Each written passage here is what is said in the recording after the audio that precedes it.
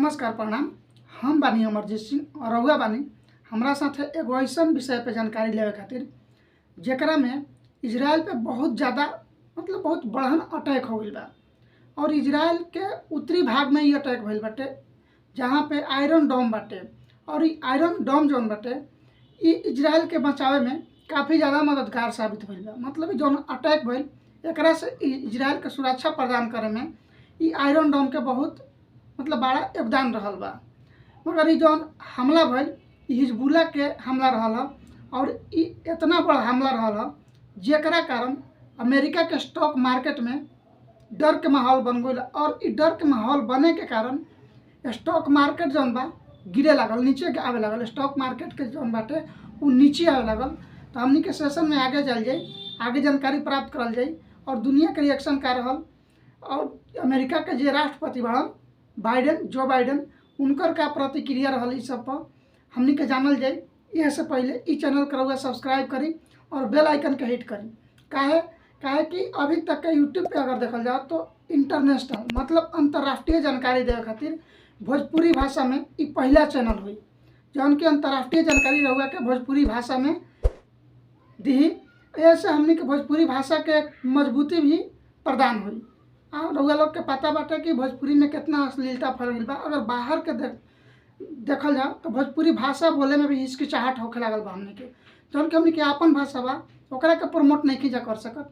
तो ई वजह से भी एगो कारण बनता कि ई चैनल के सब्सक्राइब करी। अगर ई चैनल ग्रोथ होता तो एगो मजबूती मिली भोजपुरी के। तो चलल जाओ हमनी के सेशन में आगे जानकारी जानल जाओ। ई जौन अटैक रहल है गौरी रउआ के हम बात बता दी कि ई जौन अटैक रहल है ई हिजबुल्ला के रहल है जेकरा वजह से मार्केट गिरल। लेकिन अभी ईरान के अटैक करे के बाकी रहल है। ई हम नहीं की कहत, ई ईरान के इंटेलिजेंस एजेंसी जौन बाटे वहाँ के कहा नाम बाटे।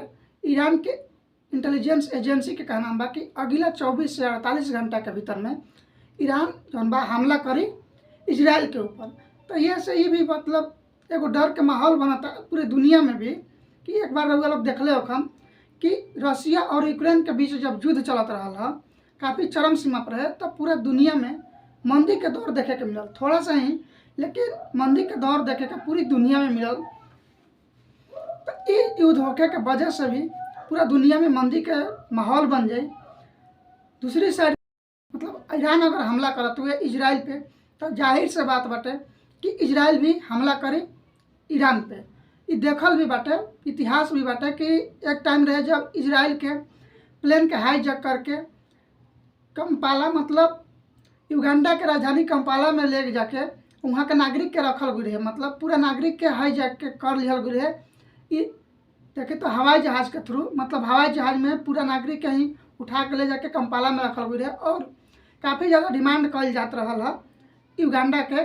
जब भी आतंकवादी ही कहल जाओ कहा कि इंसानी दिमाग जकरे पास बा वो ऐसा हरकत करिए नहीं कर सकत।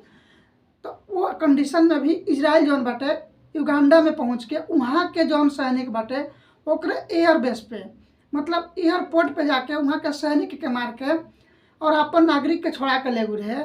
जिसमें एक नागरिक के सिर्फ मौत भई रहे। वो भी 30 नहीं 60 से 65 साल के शायद एक औरत रही है जेकर मौत हो गई रहे। मार दिल रहन सन खिसी कि हमारे इतना सैनिक मरा गई तो तोहरा के मार दें तो खिसी मार दिल रहन सन। तो ये वो टाइम में इजराइल जौन रहे इतना पावरफुल रहे। तो आज के दुनिया में और आज के डेट में देखल जाओ कि इजराइल कितना पावरफुल है। वैसे तो इजराइल एक छोटहन सा देश बाटे लेकिन ये बहुत मजबूत बाटे। चाहे तो इकोनॉमिकली होके चाहे एक तरह से भी अपन के क्षेत्र में देखल जाओ। और दूसरी साइड में देखल जाओ तो इजराइल के साथ में अभी खड़ा बाटे यूएसए जरा के हमने के अमेरिका कही ना जा वो अभी खड़ा बाटे पूरी मजबूती के साथ। और जौन ये अटैक भइल ये पे मीडिया के द्वारा पूछल गई कि जो बाइडेन जौन यूएसए के राष्ट्रपति बड़न उनका से पूछल गई कि यह पर राउर का विचार बाटे का कहल चाहतन या तो दोनों देश के जौन मैसेज बाटे देवल का चाहतन। तो ये कुछ मजबूत एक पर आंसर ना दे पुलन, मजबूत जवाब ना दे पुलन जरा वजह से यूएसए के जौन जनता बा वो भी नाखुश नजर आयल।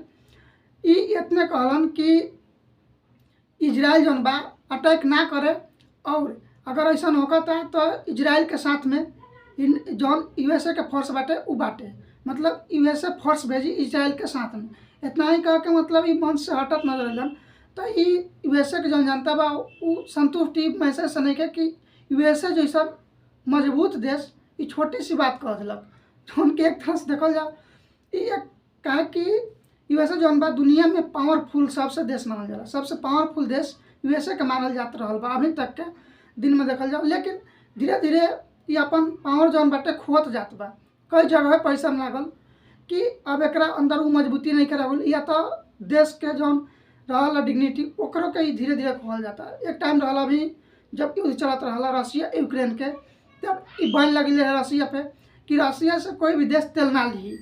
तो वो कंडीशन में भी हमनी के देश मतलब भारत रसिया से तेल लेके आइल और ई सीधे तौर पे कहला कि हमनी के इंटरनल मैटर बा, मतलब आंतरिक मामला बाटे, ए पे कोई भी देश के स्टैंड रहे के कोनो जरूरत नहीं है। तो इंडिया भी सीधे तौर पे इनका के जवाब देवे लागल बाटे। तो वैसे भी यही काबिल बड़न कहे कि ई यूएसए जौन बाटे दोहरी नीति पे काम करला। एकरा भी दो गो चेहरा बा, एगो उ चेहरा बा जौन की सामने से कुछ और कही और पीछे में कुछ और ही करेला। अभी फिलहाल में ही देखी जैसे ही पाकिस्तान में सरकार बनल एकर शहबाज शरीफ के, तो धीरे धीरे खिंचाव पाकिस्तान के साइड में होके लागल। मतलब ई बाटे कि ई अपन फायदा देखेला, अमेरिका जौन बाटे ई अपन फायदा देखेला, ना कि सामने वाला देश के फायदा ही देखेला। तो दोस्ती यह बेस पे चलावेला कि हमार फायदा कितना होता। अगर सामने वाला देश से यूएसए के कोनो फायदा नहीं है तो ओकरा साथे समझी कि एकर दोस्ती नहीं है। अभी हमने के यूएसए के बात करते रहनी है, तो आज सीधे मुद्दे पे थोड़ा सा हम ये भी देखाल जरूरी बाटे, कहा से कि जानकारी रखल जरूरी बा। दोस्ती करे से पहले ओकरा बारे में थोड़ा सा जानल जरूरी बाटे, तो ये हमरा बतावल जरूरी है कि काहे यूएसए के साथ रहल अच्छा नहीं, काहे रहल अच्छा भी बाटे। खैर जैसे ही मार्केट में न्यूज अइलक, बाजार में न्यूज़ फैलता कि इजराइल पे अटैक हो गई बा, तो पूरा दुनिया के जौन स्टॉक मार्केट बाटे ओकरा में डर के माहौल बन गई, एक तरह से अफरा तफरी जिससे बोले तो मच जाला वैसे मच गई। लेकिन थोड़ा सा देखी तो स्थिरता भी आई। स्थिरता कब आई? जब ई पता चलल दुनिया में फिर से क्लियरिटी मिलल, सफाई दिहल गई कि ई जौन अटैक बाटे हिजबुल्लाह के द्वारा कइल बा, ना कि ईरान के द्वारा। अगर ईरान इजराइल पे अटैक कइले रही तो ई काफ़ी ज़्यादा और भी जोड़ पकड़ ली, तो मार्केट काफ़ी डाउन ही जात रही। लेकिन हिजबुल्लाह जौन बाटे उतना वैल्यूएबल नहीं है ईरान के मैटर में देखा जाए तो भले ईरान के साथ में एक के जोड़ के देखल जाता। और इजराइल के भी एक तरह से हमनी के देखल जाओ तो घेरल महसूस कराता। इजराइल घेरल यह चलते महसूस कर जाता कि अक्टूबर 2023 के आसपास में, मतलब अक्टूबर में ही 2023 के अक्टूबर में इजराइल के जौन जनता बाटे ओकरा पे अटैक कर गई रहा है। अटैक कल तो जाहिर से बात है कि कोई के घर में घुस के मारत तनी तो जौन घर के मुखिया बाटे उ तो का असर करी, इ तो सबके पता बाटे। तो एकरा के एक तरह से पूरा दुनिया घेर के सोचता कि दबा दे, लेकिन इजराइल इतना आसानी से दबे वाला भी नहीं है। इजराइल के साथ में अगर देखल जाओ तो अभी रसिया भी स्टैंड करत, जैसे इजराइल के नहीं माफ करम, ईरान के साथ में जौन बाटे उ रसिया बाटे और ईरान के इजराइल के साथ में अमेरिका बाटे। तो दो पावरफुल देश ऐसे देखल जाओ तो एक दूसरे का दुश्मन बनल बाटे। ये कभी सही ना होखेला। हर एक सेक्टर में देखल जाओ कि जब दूगो पावरफुल इंसान आपस में लड़ी तो भले वो आपस में कट के मारे, लेकिन ओकर इफेक्ट साइड के जो छोटे छोटे लोग बाटे ओकरा पर भी काफ़ी ज़्यादा जाला। ओकर असर जौन बाटे युद्ध के लड़ाई के उ असर साइड के छोटे छोटे लोगन पर भी जाला। यह चलते अभी जो बाइडन बने इस सीधा कहलन वैसे जो मार्केट बाटे ई लगभग 1 से 1.5% की गिरावट एमे देखल गई। लेकिन धीरे धीरे सुधार भइल लेकिन अंत में उ सुधार ना भइल, मतलब डाउन में ही मार्केट बंद हो गई, रेड साइन में ही मार्केट बंद हो गई। अब देखल जाओ कि अगर रहुआ ईरान के नहीं इजराइल के मैप देखता नहीं, इजराइल के मानचित्र देखता नहीं, तो हमें साफ रहुआ के दिखाई दे कि ईरान के प्रॉक्सी और रसिया के जौन बाटे उत्तरी इजराइल के जौन उत्तरी भाग बाटे एकरा पे इजराइल नहीं रसिया और ईरान ई दोनों प्रेशर